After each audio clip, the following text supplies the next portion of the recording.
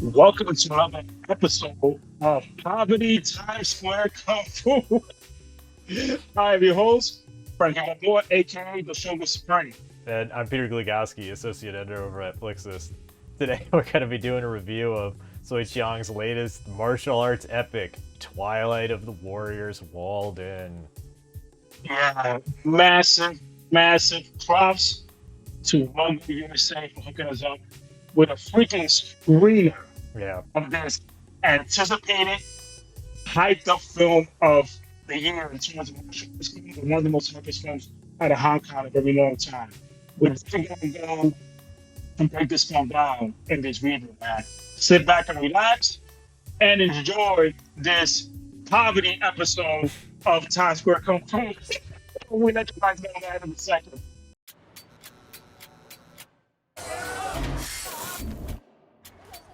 警告你，城寨唔到你亂嚟。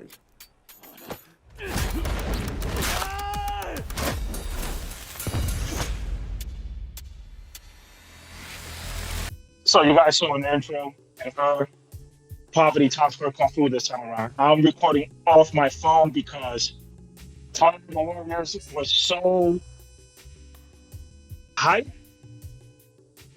so bonkers, it killed my PC. So I'm using my iPhone right now because my 2013 MacBook can handle this freaking massive amount Yeah. of Twilight Sadly. Warriors for an episode. It's not going to happen. So with this review, once again, shout out to Logo USA. We're going to talk the good, the bad, and the overall consensus of what we think about this film. I got to see this film 4 times. Like I told Peter and Tony, I got to see it. And I was very fortunate to go to the New York Asian Film Festival and saw the film on the big screen. And what an experience. You know, Philip Ning was there, the producer as well. I met other reviewers, people that work in the industry from Vinegar Syndrome, and even from Criterion. I like to put the name of this. So, one thing for certain, this film had the crowd bugging out. Like I told you, Peter. Philip Ning even said himself, the first thing he mentioned during his Q&A was, you know, I never seen a crowd this hype. You guys are reminding me like I was in Hong Kong. Like, people were popping shit. They were going wild with the fight scenes. I told you, there was an Asian couple next to me. So hyped. They were high-fiving random people. And you saw it going throughout the theater, especially in the first 20 minutes of the film, which we're going to talk about in a second, because Jesus. But, you know, we had a discussion after the film how everyone felt. And the first thing I want to say before we get into this review is that you for certain will be entertained. Like, it's a very entertaining film and beautiful. I mean, this thing is a beauty. And it shows you how when you do practical effects or set designs, when a set design is not CG, it's actually built, man, that makes a whole lot of difference because we definitely need a 4K of this film. Now, with that said, Peter, let them know what the hell this movie is about because people are hyped and it comes out August 9th. So, this film is set in the 1980s, roughly towards the end of Kowloon Walled City's existence. A troubled youth named Chan Lok Kun, played by Raymond Lam, accidentally enters the walled city and discovers order amidst its chaos, and he learns important life lessons along the way. In the walled city, he becomes close friends with Shin, 12th Master, and AV, under the leadership of Cyclone, played by Louis Ko. They resist against the invasion of the villainous Mr. Big in a series of a series of fierce battles. Together, they vow to protect the safe haven that is Kowloon Walled City. And essentially, that's it. There's not really a strict plot in that sense. This is kind of a character study in a way. And Yeah. I've seen movies like this before, and I'm kind of struggling to pick one out from my hat here. But, you know, I told you, like, Rise of the Legend. You know what I'm saying? Yeah, it could be That like came that out, too. like 2016. And that's what it reminded me of. They're not the same film, but it reminded me of the way it was, the way this film was structured in a way. Yeah, there's not necessarily a plot, like I already said, because it's mostly a series of events happening, and you're learning about Chan Lok-kun's journey from rags to riches in a way. I mean, Kowloon Walled City's not known for making rich individuals, so its riches more in life experience and friendship. Right. And one thing we need to mention is this is based on a graphic novel, and that's where the some people were thrown off, but people knew already. This is a comic film. Yeah. You need to know that going into this. This is a comic book film. You're gonna see some wild stuff on display, like the action, the way it's choreographed. Kenji Taganagiki. I know I destroyed that last name. Right now. Tanagaki. Yes, Kenji Taganaki. And the choreography is very similar, like the heavy floaty stuff that you saw in SPO2, also known as Killzone 2 in the West. So you're gonna see some creative stuff and his training with the knee slide that we used to see like in the Kenshin films. So you're gonna see that. One thing that stood out to us right away is the set design.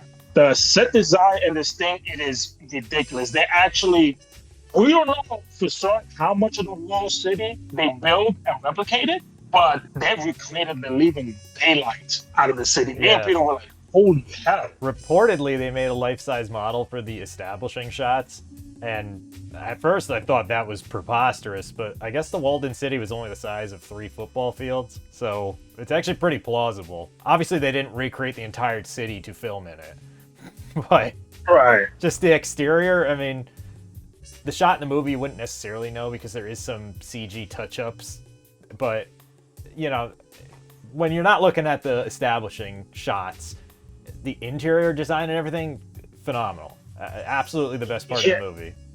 Yeah, they got working pipes. You see the leaks, the phone cords, the cable cords. It is. We need a 4K of this. This thing looks insane. And this film is it was shot at 4.5, and then the DI is 4K.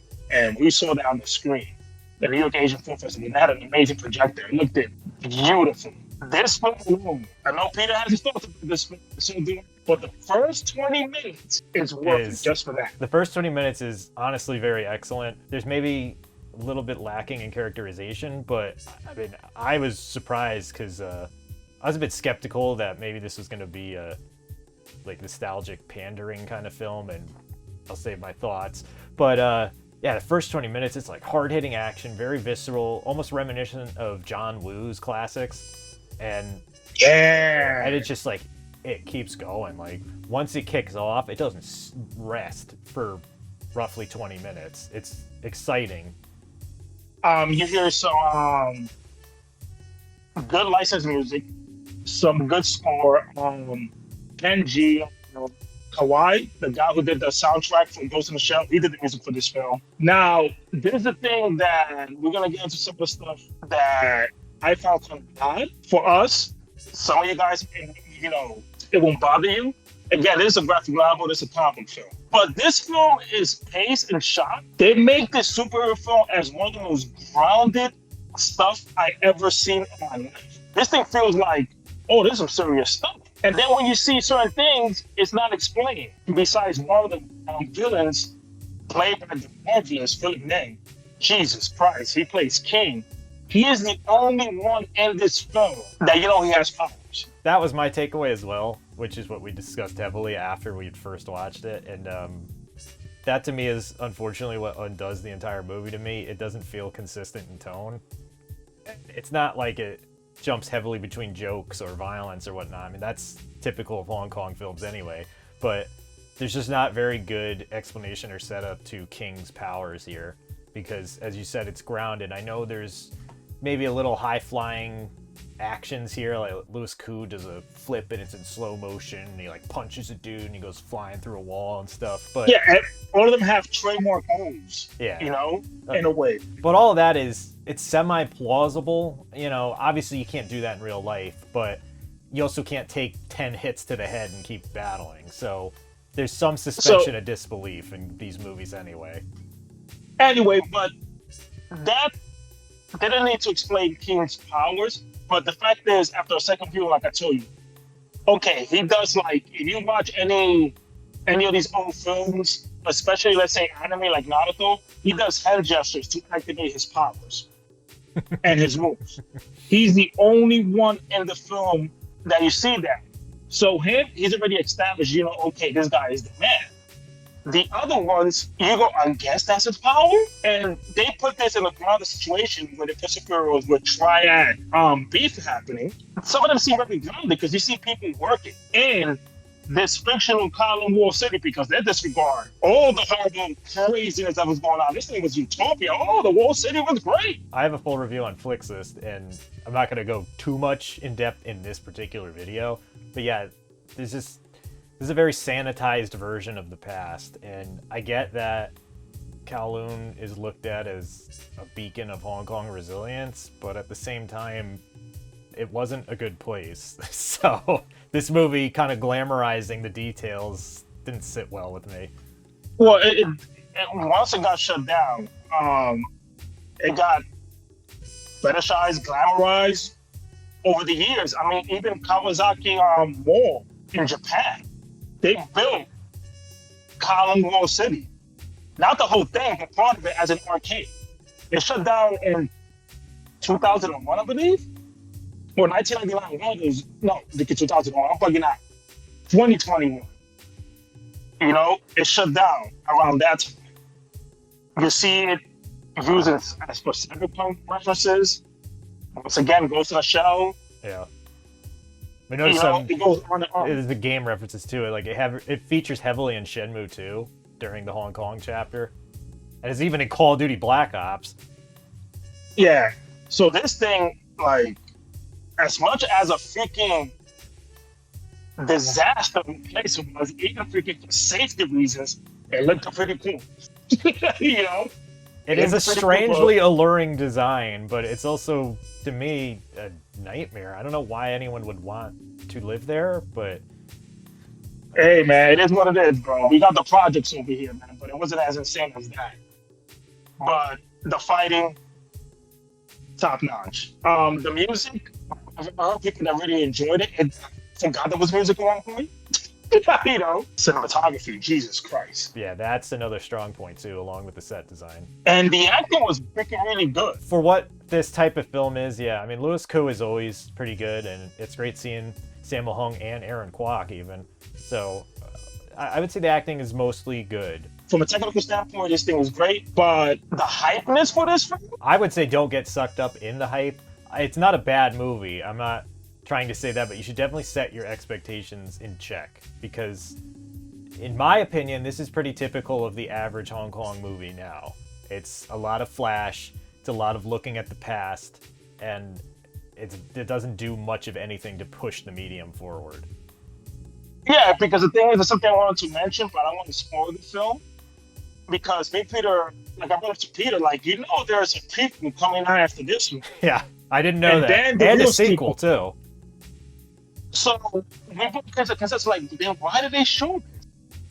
I mean, the reason's got to be, as I said a few times, is that when they were developing this movie, they didn't know they would get a prequel and sequel. This is a self-contained story. You don't need to know more or less. But yeah, they're getting a prequel and a sequel.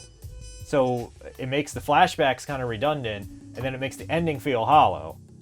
So I don't know. Yeah, but overall, go see this film, because at the end of the day, you're gonna have a good old time in the movies, man. This is what you get from the movies, definitely. So Peter, recommend what? Like I said, I'm kind of mixed on it overall, but it's a good introduction to Hong Kong cinema in general. And while maybe it has too many modern flourishes, at least it'll get your foot in the door. So if you've never seen a Hong Kong movie before, this would be highly recommended as a theatrical viewing.